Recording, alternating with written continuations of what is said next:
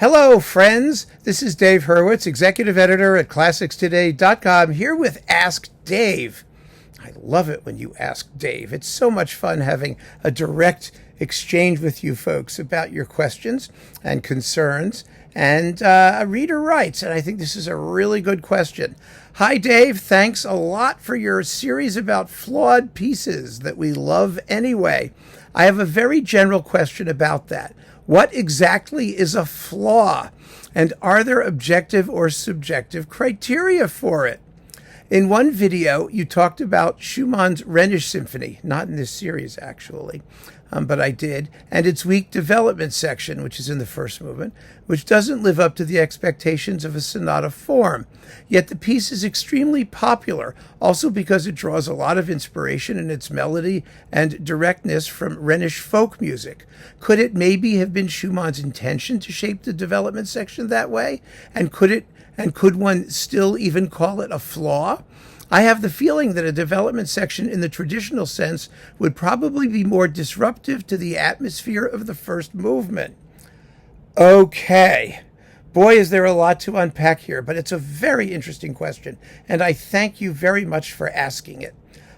Let's deal with the general question first, and then the specifics, because you, dear watcher, have asked a general question, and then you've given a very specific example. The general question is a perfectly valid one. Are there objective or subjective criteria for it? The answer is there are both. There are both. It depends on what you consider the flaw to be, because it can be anything.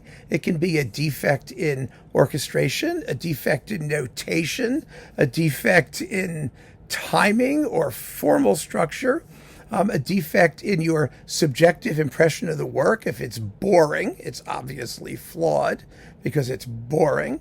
For someone else it isn't boring, then that's subjective.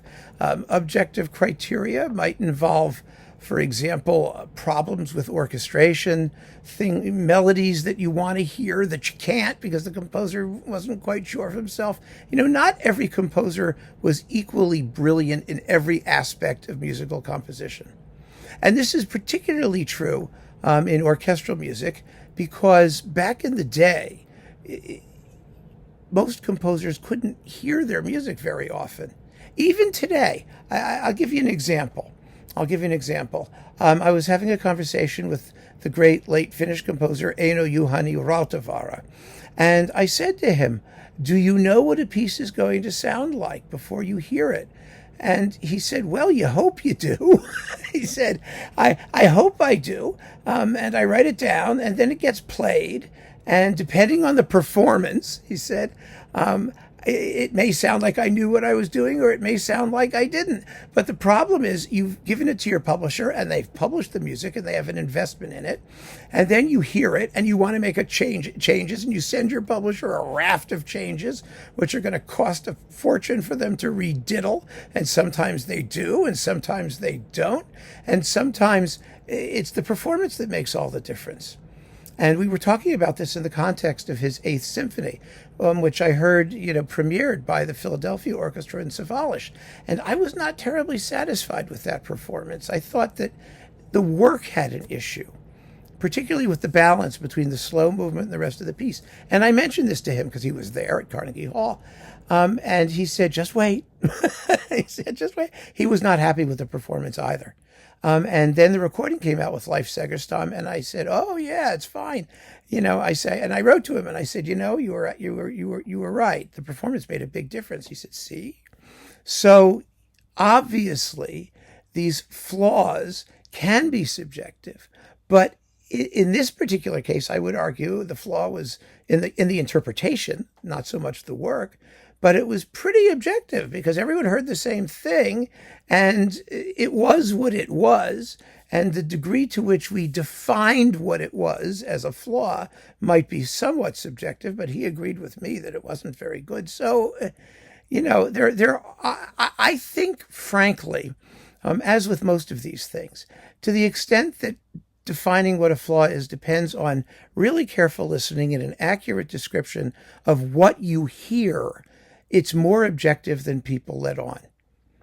we have to not fall into the trap where people say, well, I don't care, I love it. That's okay. You may not care about some flaws. I don't care about them. I mean, we talked about Beethoven's Seventh Symphony. Do you think I care that the exposition repeat is really very awkward? It's one of Beethoven's worst exposition repeats, I think. If you compare that to all of his other ones, you find that this one is particularly awkward and ill-conceived. I love the work. I even love hearing the music again at the repeat. I love the repeat. Just the way he gets there, I think, is flawed. You have to separate the objective identification of the flaw from your subjective feelings about the work as a whole.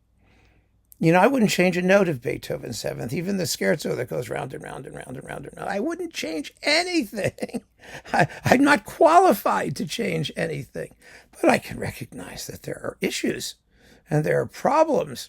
And so I think we need to have the security, the personal, security and our own confidence in our view of the work to be able to say, okay, yeah, it has its flaws, but they don't matter to me because I love the music. And separate those ideas out. And then the concept of a flawed masterpiece becomes much easier to deal with because you can discuss it without there being some sort of, personal investment in the outcome. Because that doesn't really matter at all. No one cares whether you like it or not. What matters is what it does and what it sounds like. And if you like it, that's your issue. You can love it. You can adore every single flaw that you find.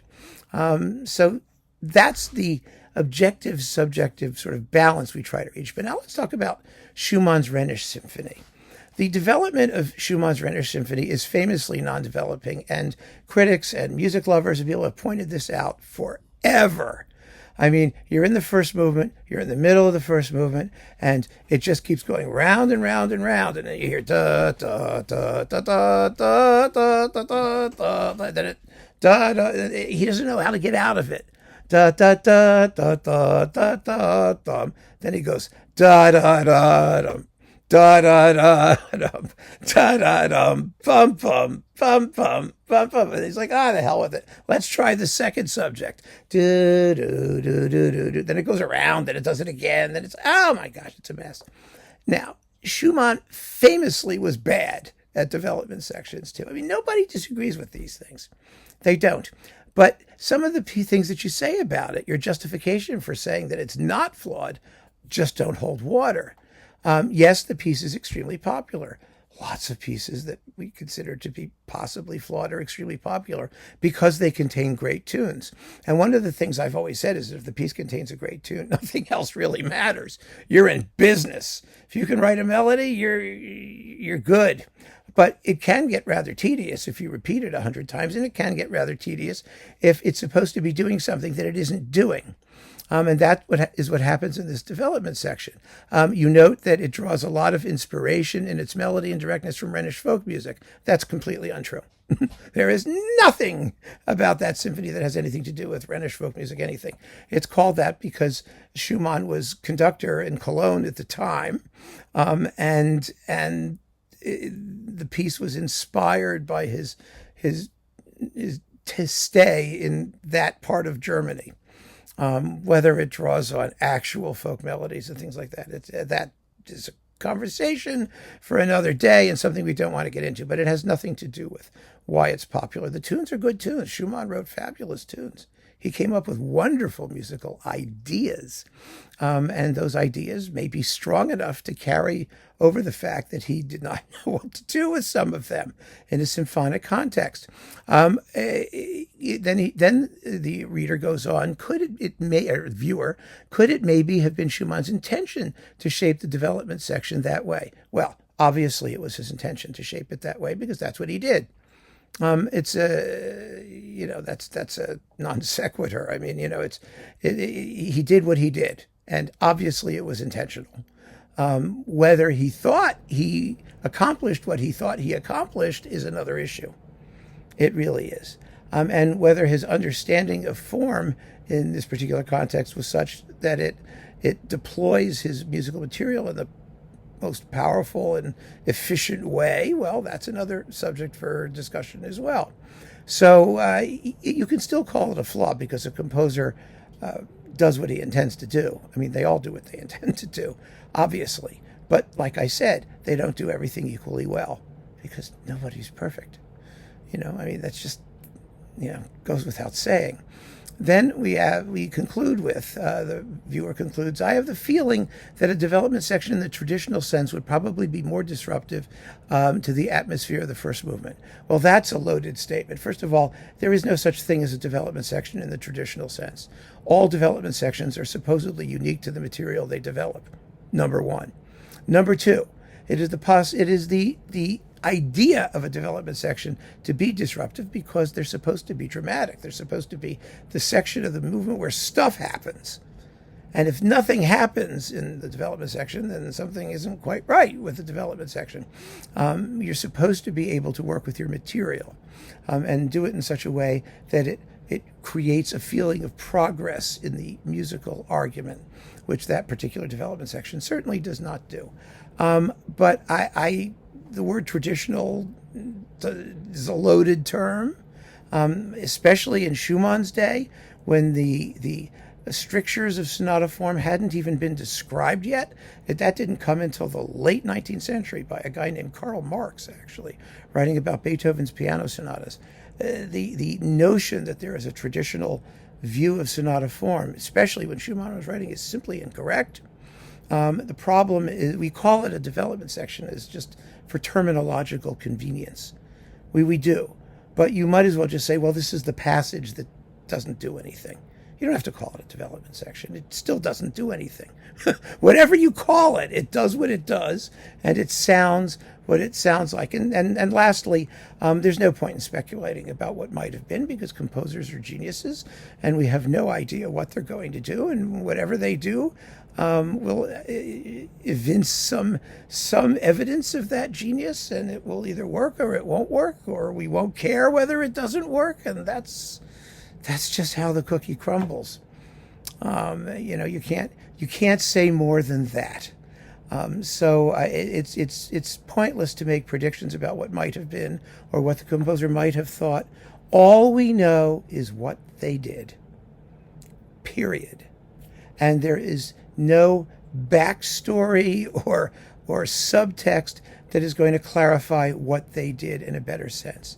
If you invent a story to justify what they did, well, that's on you. But that doesn't mean something which is otherwise flawed is perfect or not flawed. All it means is that you're trying to justify your own enjoyment of it, even though you know it is flawed. We have to get away from it. This is returning to that original point I made, this idea that because something has a flaw, it's bad. It's not bad. It's just not perfect. I mean, why should that be controversial? We should be able to have conversations about these pieces which draw on musical facts. And all of the flaws that I talk about in these pieces are really based on audible facts. It's what the composer does. And to question whether what they do is absolutely optimal or could have been done better is a perfectly legitimate avenue of inquiry. And whether you agree that the composer made a mistake or didn't make a mistake is totally, totally irrelevant to the question of whether you're going to enjoy the work and whether you have any right to enjoy the work or whether you should feel justified in enjoying the work. You don't have to defend the work. One of the things you point out, the Schumann's Rhenish Symphony is one of his most popular works. Obviously, the flaws don't matter. But remember also, I was talking about a flawed development section in the first movement. It doesn't sabotage the whole symphony.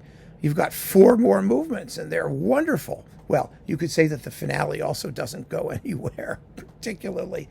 It's one of those just lay there and let it happen finales. But again, the music's beautiful. The tunes are terrific. It's a joy to listen to. So, do the flaws make any difference in our enjoyment? Everyone will decide for themselves. But there isn't any reason why we can't acknowledge what there is and describe it in a way which is helpful and useful for conversation. So that's my answer to the question, and I hope it helps you very much. Thanks for asking it, and keep on listening, friends. Take care.